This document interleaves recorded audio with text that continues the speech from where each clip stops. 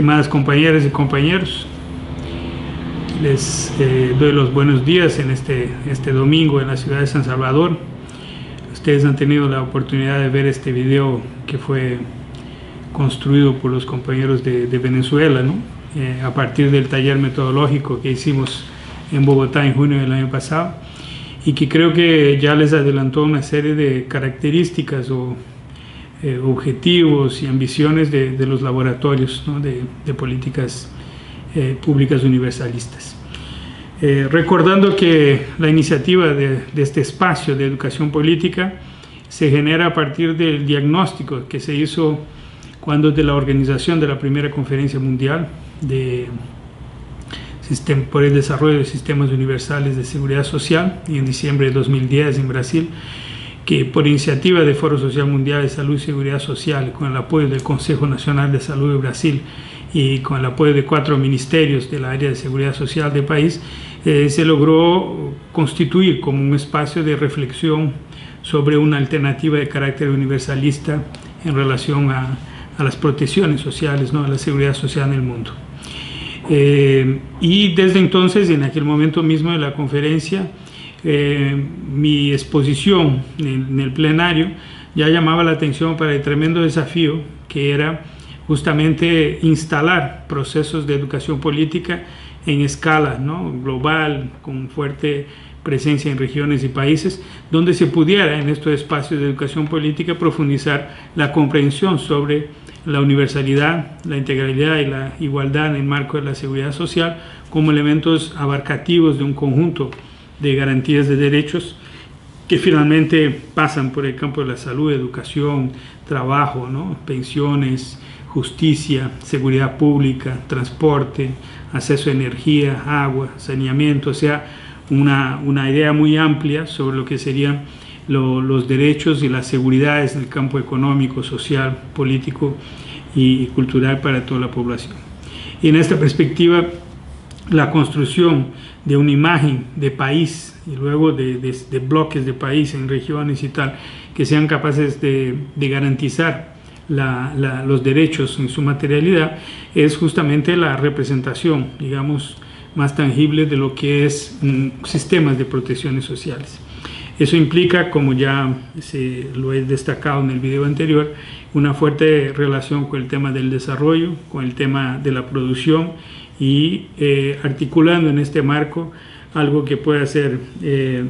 sustentable en términos de relación con la naturaleza, pero también que sea profundamente ecuánime y buscando una respuesta que materialice la igualdad entre los miembros de una nación. Y en eso es muy importante entender entonces que la ambición de la educación política es dar sostén a la acción política, o sea, transformar estas ideas y un proyecto contrahegemónico que rompa la profunda articulación e internalización en la población de los valores del liberalismo económico, del neoliberalismo, que justamente fragmentan toda perspectiva colectiva y termina afirmando una lógica muy individualista, donde las personas creen que su capacidad de dar abasto a sus necesidades, su suceso en términos sociales y económicos es simplemente una cuestión de posibilidades individuales, y no ven en la construcción colectiva una proyección de lo que debería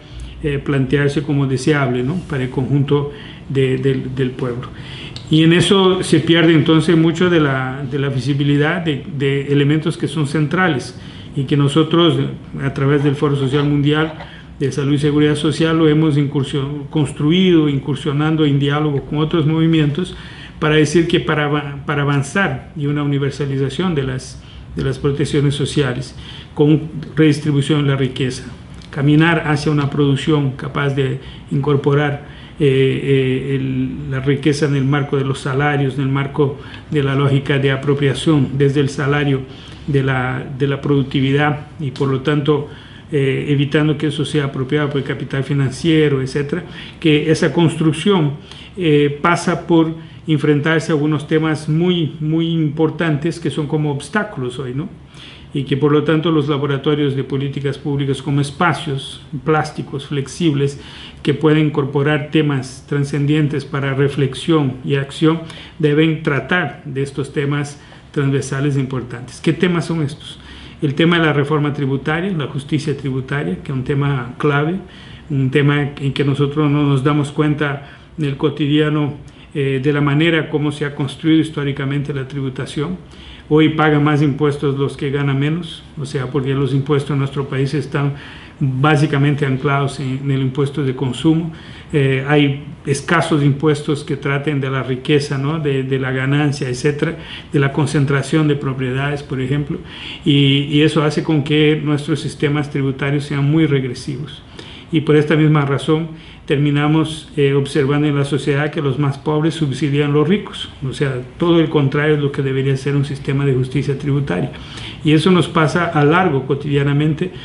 como tema central. Y los poderes conservadores lo que hacen es una presión constante para hacernos creer que hay que disminuir los tributos y por lo tanto alejarnos de la posibilidad de que mediante los tributos, mediante los impuestos, se pueda construir una base de financiamiento para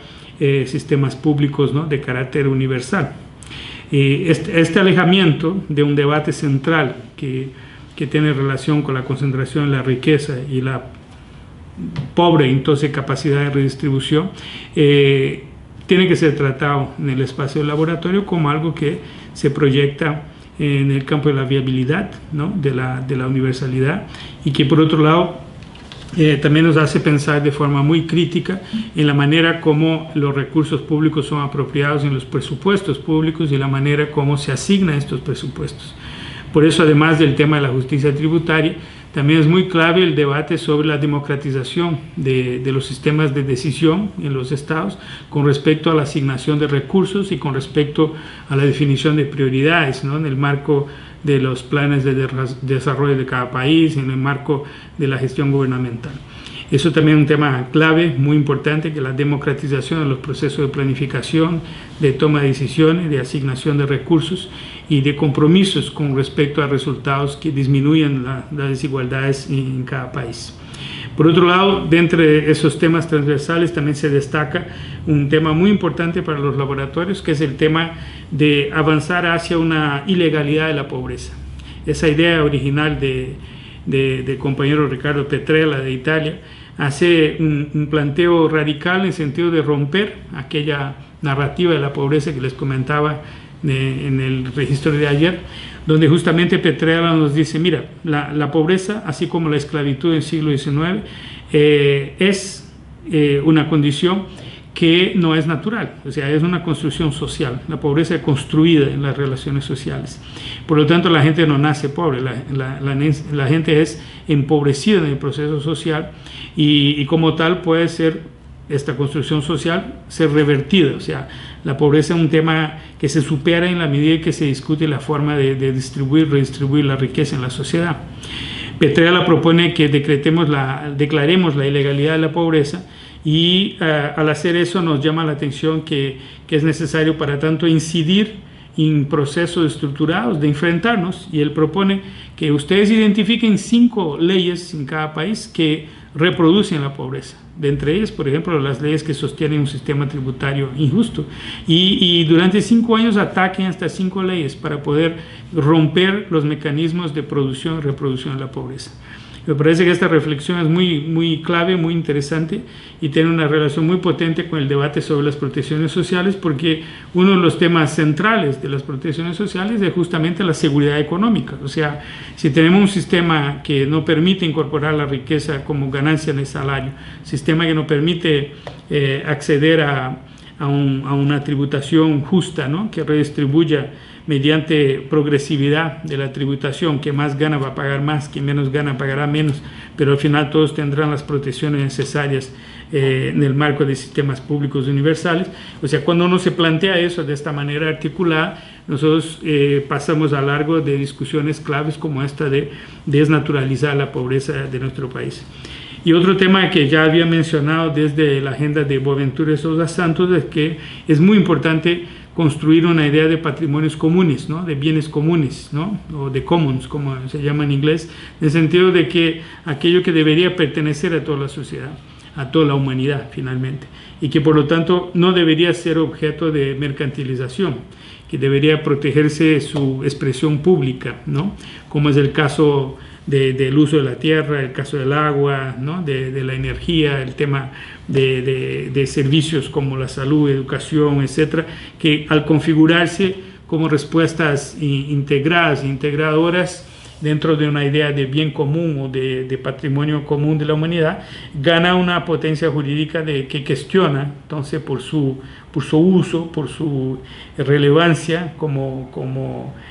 bien esencial para la gente, gana una dimensión de cuestionamiento muy importante sobre la manera como todos estos elementos fueron transformados en mercancía. Y por lo tanto, ese otro elemento muy importante para trabajarse en el ámbito de los laboratorios de políticas públicas. Quiero decir con eso que no solo podemos en los laboratorios pensar la educación política como aumentando nuestra cultura política, nuestra capacidad de análisis de la realidad, pero sobre todo identificando objetos que puedan alimentar una perspectiva de incidencia política, ¿no? O sea, de acciones políticas que quieren incidir para instituir ciertos debates, construir agendas innovadoras, contrahegemónicas, ¿no? Que cuestionen el orden que está establecido en el ámbito nacional, pero también en el orden, ¿no? Mundial, el orden global, y eso es muy importante. O sea, estamos en un periodo de la humanidad donde tal vez lo que tiene más valor, ¿no? Agregado es justamente el tema del pensamiento, ¿no? De la capacidad de pensar y promover ideas, de innovar, y por tanto no podemos quedar atrás en este ejercicio de creación e innovación que propone espacios como los laboratorios. Para tanto, los laboratorios tienen que ser espacios públicos, ¿no? Espacios públicos en el concepto de que Hannah Arendt llamaba muy fuertemente la atención, como espacios radicalmente democráticos, donde se puedan plantear lo contradictorio, donde se busca acuerdos para poder avanzar hacia una incidencia política mucho mayor. Y por lo tanto, al mapear en lo que coincidimos y en lo que eventualmente no coincidimos, construimos alianzas más claras, ¿no? Y este debate de los laboratorios quiere ser un espacio de generación de subsidios para alianzas más claras entre los movimientos. Pero como se ha dicho en el video producido por los amigos de Venezuela, no se trata de sustituir los movimientos, se trata de construir un substrato de conocimiento, de cultura política compartida que permita llegar a acuerdos estratégicos, aunque tengamos eventualmente otros acuerdos no posibles y que necesitan madurar más o que finalmente serán puntos de posición distintas, pero que pueden manejarse en un marco de acuerdos superiores en la estrategia. Yo creo que ese tipo de madurez en relación al conocimiento y su uso para la acción política es lo que persigue justamente este espacio de laboratorios. La idea de recuperar o proyectar la idea de Antonio Gramsci sobre la hegemonía, la contrahegemonía, la construcción de los bloques históricos en la construcción de transformaciones sociales parece muy útil. Aquí no tenemos tiempo de profundizar todo lo que implica el pensamiento de Gramsci y de los neogramscianos en esta análisis sofisticada de la realidad, donde ya no podemos creer que los cambios sociales se van a dar de forma rápida y lineal, sino que se van a dar transformándose procesos en puntos, ¿no? De anclaje de una contrahegemonía, o sea, de un pensamiento distinto al pensamiento dominante hoy, y que genere posibilidad de acceder desde estas ideas contrahegemónicas a recursos y a institucionalidades que las sostengan. Por eso mismo, cuando tenemos la oportunidad de dialogar con gobiernos que se plantean en un campo progresista, un campo incluso algunos diciéndose desde un campo de post-neoliberalismo y todo, lo que está puesto son oportunidades muy complejas donde tenemos algunas brechas en la hegemonía que tenemos que ocupar de forma consistente.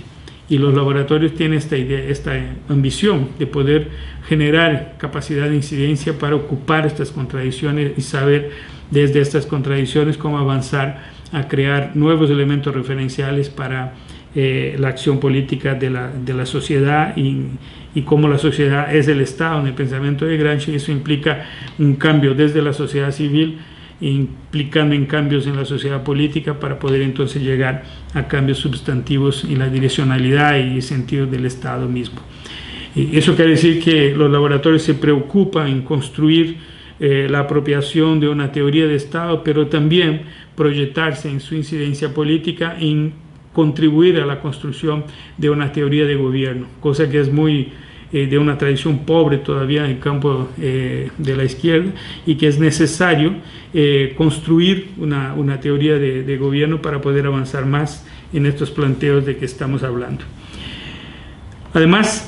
yo creo que es muy interesante pensar que los laboratorios son muy adaptados a distintas dimensiones y espacios. Yo puedo crear un laboratorio de política pública universalistas aplicada a un tema macro, como el tema de la reforma agraria, o puedo pensar en otro tema mucho más específico, por ejemplo, cómo organizar el suministro y la provisión de servicios de salud en un determinado contexto, ¿no?, de lucha política por el derecho a la salud. O puedo armar un laboratorio para pensar la importancia de una nueva orientación para la educación política de ciertos trabajadores, ¿no?, dentro de la formación universitaria o dentro de la construcción de actores y agentes de transformación en los movimientos populares. O sea, el laboratorio es un espacio de construcción de herramientas, pero que tiene como materia prima el conocimiento. Y yo creo que eso es lo que desde el 2010 nos motiva en esta construcción de una red de conocimiento en la forma de laboratorios para la incidencia política, ¿sí? Entonces, no es una idea que sea igual en todo lado, ni va a tener un mismo objeto en todo lado, ni va a tener un mismo percurso, una misma incidencia, va a tener características propias dentro de cada contexto y coyuntura, y dentro del ritmo, ¿no?, y direccionalidad de los procesos que cada país pueda sostener y que cada conjunto de movimiento en cada país pueda sostener. Pero además los laboratorios, siendo un espacio público, permite dialogar entre varios movimientos, entre incluso agentes del Estado, ¿no?, del gobierno y sociedad, porque nada impide que eso pueda darse dentro de acuerdos claros sobre cuál es la centralidad del compromiso, de la lógica política que eso plantea. Ahora bien, ¿en qué punto estamos en este proceso? Desde el 2011 nosotros venimos persiguiendo la definición conceptual y metodológica y lo hemos avanzado. Yo creo que tenemos ahí un conjunto de elementos interesantes, incluso un PowerPoint que también Luisana Melo de Venezuela lo organizó y que creo que es una síntesis muy interesante de las ideas del laboratorio y que puede enseguida ser presentado por los compañeros que van a suceder y comentar la experiencia del laboratorio. Y luego pensar que dentro de esta organización conceptual y metodológica, nosotros estamos en este momento terminando una especie de primer ciclo, donde lo que estuvimos haciendo fue difundiendo la idea del laboratorio, estableciendo algunas interlocuciones, primeras experiencias, ¿no?, digamos, de ciclos, ¿no?, de trabajo en eso, y los compañeros de Paraguay van a comentar eso también, y que además estamos terminando también un producto de investigación que tiene que ver con este proyecto de laboratorios, que justamente creando subsidios para una reflexión sobre cómo se puede dar la transición al universalismo, a la universalidad de las protecciones sociales, vinculando eso al desarrollo, a la producción y tal, en el marco justamente de la realidad de los países de las llamadas economías emergentes. Cómo se puede utilizar la oportunidad del desarrollo de estos países para construir y consolidar un sistema universal de protecciones sociales, y cómo se da esta transición en términos de procesos y costos de transición política, social y económica.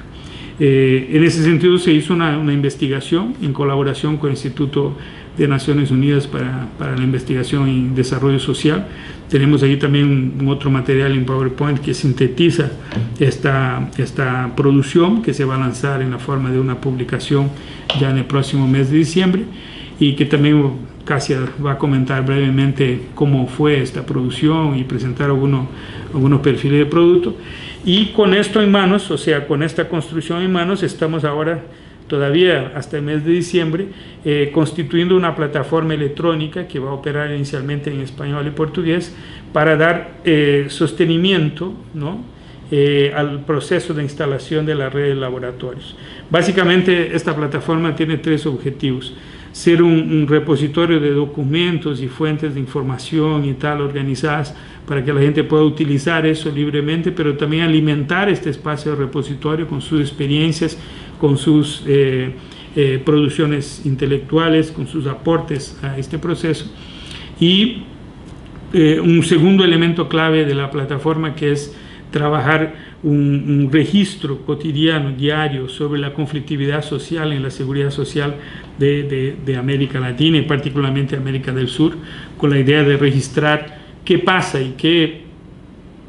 transparece en el perfil de los conflictos en el campo de la seguridad social, donde está salud, educación, pensiones, trabajo, etcétera, cómo esos conflictos reflejan las marchas y contramarchas de la hegemonía y de la contrahegemonía en la lucha social y política del continente, permitiendo que entendamos mejor por dónde van estas líneas de tensión y cuáles son las oportunidades estratégicas que tenemos. Y de ahí entonces la idea de que este observatorio de la conflictividad, generando análisis periódicos, retroalimente la direccionalidad y la potencia de nuestras luchas y también establezca pautas de educación política en el ámbito de los laboratorios para aumentar la calidad de la incidencia política en la coyuntura nacional y regional. Y finalmente, la tercera dimensión de esta plataforma es propiciar la oportunidad de procesos de educación a distancia, donde los aprendizajes, donde la organización de contenido de referencial teórico, donde los análisis y tal, sean compartidos en estructuras, ¿no?, docentes interactivas, ¿no?, donde los discentes retroalimenten el proceso educativo y que se pueda generar poco a poco un lenguaje que todos puedan entender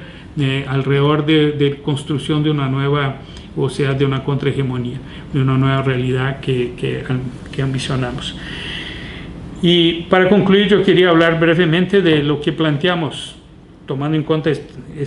este punto en que estamos llegando ahora, al final de mes de diciembre, para más 3 años. Recordando que en este caso, estos ciclos de 3 años tienen que ver con apoyos que nosotros hemos tenido y estamos planteando seguir teniendo junto al Ministerio de Salud de Brasil por el proyecto de apoyo al desarrollo institucional del SUS,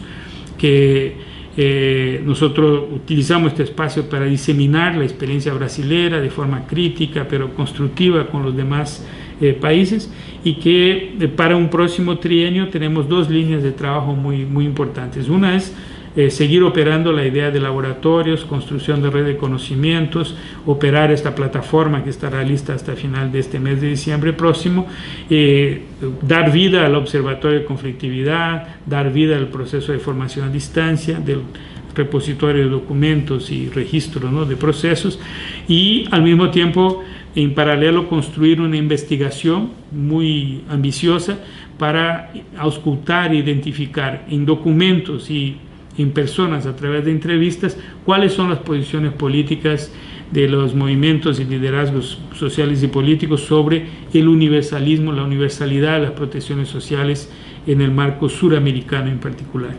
Al hacer este estudio, lo que queremos es dar elementos más articulados de análisis político y de estrategias políticas